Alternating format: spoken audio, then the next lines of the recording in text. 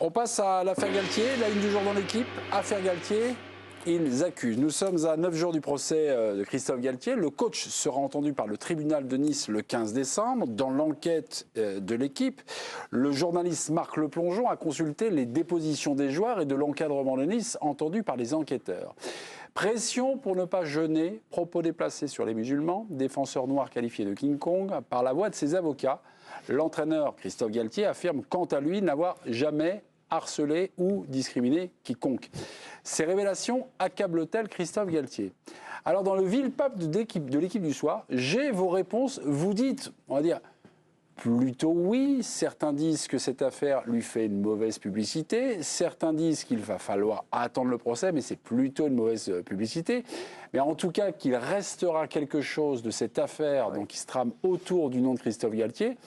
Mais qui voit dans ces révélations donc, proposées par le journaliste de l'équipe Marc Leplongeon, qui voit des éléments de preuve quant à sa culpabilité. Vous avez tous les deux dit oui, Benjamin et Dominique, et vous vouliez mettre la parole avec beaucoup de mesures. Est-ce que dans ce que vous avez lu, vos impressions de lecteur, quand vous avez découvert ça, vous dites Galtier, on va dire comme disent les jeunes, est dans la sauce? Moi, j'ai pas trouvé des éléments de culpabilité. Non. Au contraire. Mais vous dites oui. Non, mais en fait, vous achetez l'équipe 2,30 € et vous prenez ça dans la gueule. Le travail remarquable de Marc Leplongeon, vous dites waouh.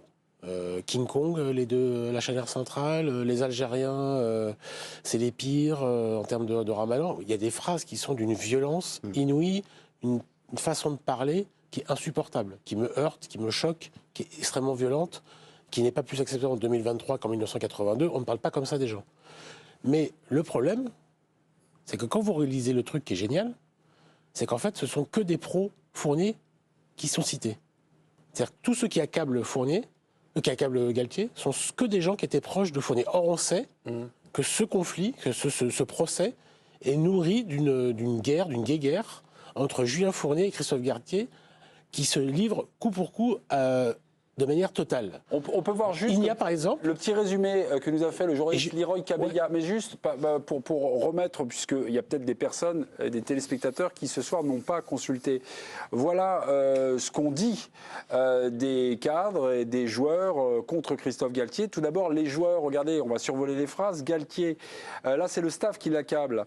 C'est Frédéric Joria, adjoint, encore un musulman, à propos de Bilal Brahimi. Je n'en veux pas, on en a assez. Attal et Boudaoui, des sales types, ajoutant le pire, ce sont les Algériens, vers situés dans leur pratique de la religion.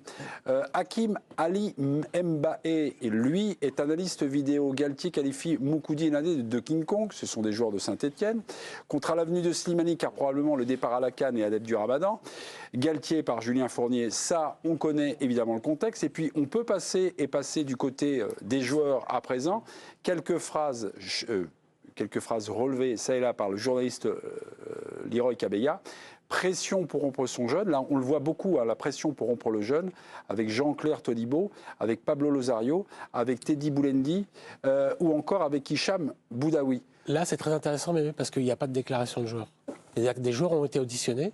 Donc, il est accusé de discrimination et de harcèlement. Donc, si des joueurs... Camara, il y a juste Camara qui est au centre. Hassan Camara dit que lui a eu et a fait des déclarations. D'accord. Hein. Mais Kefren Turam, interrogé, il dit rien. Youssef Attal, interrogé, il dit rien. Il dit qu'il n'a rien remarqué. Todibo dit qu'on lui a rapporté des propos. Mais Todibo lui-même ne dit pas qu'il a été victime ou qu'il s'est senti que... Donc, les joueurs interrogés, à part un, n'accablent pas Galtier. Donc ça, c'est extrêmement troublant. Parce que pardonnez-moi, alors est-ce qu'on est dans une affaire d'interprétation? Vous êtes devant la police. Est-ce qu'on est dans une affaire d'interprétation, d'impression? Votre PV d'audition, il ne va pas sortir, mais vous êtes devant la police. C'est que vous qui parlez face à un policier. Si vous, normalement, si vous sentez... sauf si vous avez très peur, mais bon, je ne vois pas pourquoi. Sauf si vous avez des pressions de votre agent, de votre entourage. Mais bon, a priori, vous dites la vérité, vous dites ce que vous avez sur le cœur à la police. Ils n'ont pas dit. Donc c'est pas une question d'interprétation, c'est qu'est-ce que vous dites. Moi, je me retrouve face à la police, je suis convoqué, c'est pas moi qui suis en cause, je dis ce que j'ai sur le cœur. Je leur dis, le gars, il me harcèle, ce gars-là, il me fait tant. Mais vous, Dominique, vous voyez ça, là, finalement, je me méfie. Vous voyez ça, une guerre entre l'ancien entraîneur Christophe Galtier et son directeur sportif Julien Fournier. Julien Fournier était sur RMC ce soir.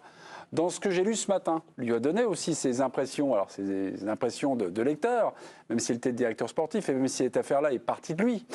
J'ai aussi découvert des choses. Pendant longtemps, les gens ont interprété ça comme une guerre Fournier-Galtier. Mais là, ce n'est pas Fournier qui charge Galtier. J'ai dénombré 6 ou 7 personnes. Je ne suis pas dans une cabale. C'est ses proches. Bon, oui. C'est ses proches parce que, par exemple, Todibo, tout le monde sait, tous ceux qui sont dans le foot depuis longtemps, savent que Galtier interrompait les entraînements pour que les garçons aillent faire la prière, ce qu'ils voulaient. Le vendredi. Donc le gars, il serait islamophobe, tout ça, et tout d'un coup, quand même, depuis des années, que ça soit mais il n'a pas fait qu'un club, hein. Il a fait Saint-Étienne, il a fait Lille, il a fait Nice, il a fait Paris, il a fait adjoint à Lyon. Donc on n'a pas une expérience, on a quand même quelques clubs où il a traîné. Et le gars, il interrompait les entraînements pour permettre aux musulmans de faire la prière. Donc je dis pas que non, mais je dis que ça ressemble beaucoup à un conflit de personnes, avec des proches de l'un et des proches de l'autre, et que j'attends le procès avec intérêt, parce que je trouve que, quand même les PV sont accablants, bah, ça ne dit pas la vérité. Accablant, factuellement, moi j'ai lu aussi le travail de Marc Le Plongeon, les enquêteurs donc, ont fouillé dans l'ordinateur de Christophe Galtier. Ils n'ont rien trouvé dans les mails. Après, je me suis posé avec des mots-clés. Oui, avec des mots-clés, des recherches avec des mots-clés, ils n'ont rien trouvé. Les joueurs pratiquants donc, ont-ils été écartés pendant le Ramadan, la période donc, de cette saison-là, c'était du 1er avril au 1er mai 2022. Donc, y a-t-il des preuves dans l'utilisation de Christophe Galtier de son effectif avec des joueurs musulmans d'une quelconque discrimination? Et là, je regarde. Todibo a joué l'intégralité des matchs pendant le Ramadan. Boudaoui a raté un match pendant le Ramadan. Attal n'a joué que 2 matchs pendant le Ramadan. Ah, on se dit qu'il y a un truc? Ben non, il a raté 7 matchs en raison d'une blessure à l'épaule. Rosario a joué l'intégralité des matchs pendant le Ramadan. Brahimi manque un match au début du Ramadan, mais puis participe à toutes les rencontres pendant le Ramadan, entre en jeu. Brahimi est remplaçant depuis janvier son arrivée donc, du SCO d'Angers, et son utilisation et son temps de jeu restent, on va dire, constants entre les éventuelles tensions qu'il y a eu dans le vestiaire, enfin les tensions qu'il y a eu dans le vestiaire. Là, moi, je reviens toujours à mes impressions de lecteur par rapport aux gens qui l'accusent de mots, de pensées, de choses comme ça, d'idées. Est-ce qu'on est dans une affaire, voilà, d'interprétation? Il m'aime pas, de non-dit. Non, c'est sur. Là, on peut parler de ça sur les sensations de certains joueurs qui là n'avaient rien à dire. Simplement, il me semble que, en revanche, il y a quand même des propos qui sont rapportés. Alors, soit les propos sont faux, et ce sera un mensonge, tout simplement, soit ils sont réels. Et là, évidemment, ça pose un petit peu plus de problèmes. Comment prouver qu'ils sont... Est-ce qu'on est dans les paroles contre paroles? Quel genre de propos, par exemple? L'entraîneur adjoint, King Kong, je vais mettre les pieds dans le plat. Sur l'histoire de King Kong, ça peut être interprété différemment. Parce qu'il peut tout à fait avoir dit ça, aucun rapport. Parce que moi, je vous dis honnêtement, quand j'ai lu King Kong, j'ai même pas fait un rapport entre noir et singe. Parce que c'est ça l'idée. Moi, ça m'est même pas venu à l'esprit. Simplement, c'est pourquoi? Parce que c'est 2 joueurs. King Kong, c'est costauds. Un gorille. Parce que c'est 2 mecs costauds. C'est la puissance, si tu veux. C'est comme si tu as Peter Crouch et Joao Félix, tu lui mets 20 cm de plus, il est comme ça. Tu dis, devant, j'ai 2 girafes, si tu veux. Je pense que dans le langage, tu sais, des trucs, j'ai 2 bestias. Alors, bestias, tu vois. Non, mais c'est ce que je te dis. Je parle ce terme-là, à la rigueur, on peut en discuter, c'est un autre débat. Peut choquer, mais je pense qu'il peut s'expliquer aussi, quoi.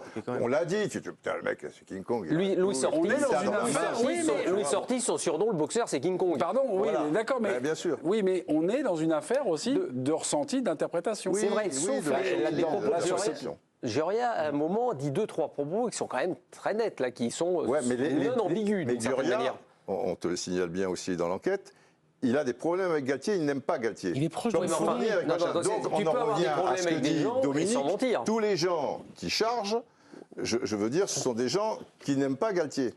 Donc, mais là, faut pas, attention, on ne peut pas tomber non plus de cette manière-là. Il va y avoir une enquête. Oui, ce ne sont que des témoignages, ce ne sont que des dépositions. Là, dans le tableau que nous a fait Leroy Cabella, il y a des pressions pour finalement arrêter le jeûne. Mais ça, est-ce que c'est... Ça ne sera pas sans lendemain pour le coup. Mais ça, est-ce que c'est discriminatoire? Mais c'est justement tout le débat, c'est là où l'intérêt aussi de ce procès. Parce que ça a été fait peut-être par le biais de Christophe Galtier à l'OGC Nice à l'époque, mais c'était fait aussi dans d'autres clubs. L'année dernière, je rappelle qu'Antoine Combaré a écarté Jamel Adjam, un de ses joueurs, parce qu'il faisait le ramadan, il avait préféré... Le jour du match? Le jour du match, tout à fait. Mais il l'avait annoncé en conférence de presse et publiquement, lui, il l'avait assumé. C'est aussi des choses qu'on a vues au Paris FC dans le choix des recrutements. On a assumé aussi le choix de recruter moins de joueurs l'été suivant parce qu'on avait estimé que la saison précédente, on avait eu trop de joueurs qui faisaient le ramadan et qui n'étaient peut-être pas suffisamment en forme sur le terrain. En tout cas, c'est quelque chose qui existe dans le football, qu'on a peut-être tué pendant trop longtemps et qui, par le biais de ce procès, revient à la surface et va faire l'objet peut-être d'un changement à l'avenir. Oui, mais tu dis... il fait pression. Un entraîneur, lui, il est dans la compétition, il veut gagner ses matchs, etc. Il est prouvé quand même, d'un point de vue physiologique, physique, etc. Fabrice Briand, le médecin, lui dit que le ramadan dans l'équipe aujourd'hui dit que ça altère la capacité physique des joueurs. Et le gros problème, c'est la boisson. Si tu ne bois pas pendant 10 heures, tu vois, au-delà, effectivement, alors il y en a certains qui le vivent peut-être mieux que d'autres. Je veux dire, un Benzema, ça ne lui empêche pas de marquer 3 buts et tout. Mais globalement, si tu en as 6 ou 7 dans ton équipe, tu es handicapé.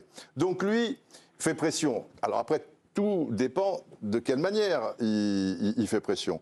Je te signale quand même que l'Algérie, en Coupe du Monde 2014, c'est là où ils ont eu leur plus grande performance, puisque ils sont éliminés finalement contre l'Allemagne en quart, avec des prolongations, un match de fou, etc. Allez-y, concluez tranquillement. Tu peux déplacer le Ramadan. Et pendant cette Coupe du Monde, les Algériens, ils ont déplacé le Ramadan, parce qu'ils avaient l'accord de l'imam, etc. et tout. Donc lui, il essaie, si tu veux. Alors après, tout dépend quelle est la pression. Si la pression, c'est tu joues pas, tu rentres chez toi, je te mets sur la liste des transferts ou des choses comme ça. Il ne faut pas oublier l'aspect psychologique. Tu as l'aspect physique dont tu as parlé, effectivement. Oui. Psychologiquement, on ne sait pas ce que ça peut donner à quelqu'un de faire le Ramadan aussi. Il peut se sentir, entre guillemets, pousser les ailes. C'est-à-dire qu'il y a une sorte de... Quand quelqu'un est très religieux... Quand quelqu'un est très religieux... Écoute, si c'était le cas... je veux dire, sur 6 ou 7, peut-être il y a une exception, je te dis Benzema, peut-être ça le transcende, tu as raison. Je pense que l'équipe d'Algérie, Coupe du Monde 2014, tous les joueurs auraient fait le Ramadan. Okay, non, mais c'est parce que les entraîneurs veulent surtout pas ça, parce qu'eux ne sont pas vraiment toujours là-dedans, donc ils veulent surtout pas ça, donc ils font tout pour que les joueurs ne le fassent pas. Oui. D'accord, c'est surtout ça. Mais en revanche, il y a des joueurs que tu ne peux pas bouger, de toute façon. Ils disent, ils font le Ramadan, ils feront le Ramadan, quelles que soient les conséquences. Oui, ben là, tu les as bougés parce que c'est quand même l'équipe nationale d'Algérie. Je pense qu'il y en avait certains qui personne n'a pas fait. À ma connaissance, ils n'ont pas fait maintenant et ils ont eu de super résultats. Puisque tu peux le déplacer, c'est là où. Affaire Galtier, ils accusent, c'était la une du jour de l'équipe. Après, il y a pression et pression. Quelle est la pression? Christophe Galtier sera entendu par le tribunal de Nice le 15 décembre pour son procès.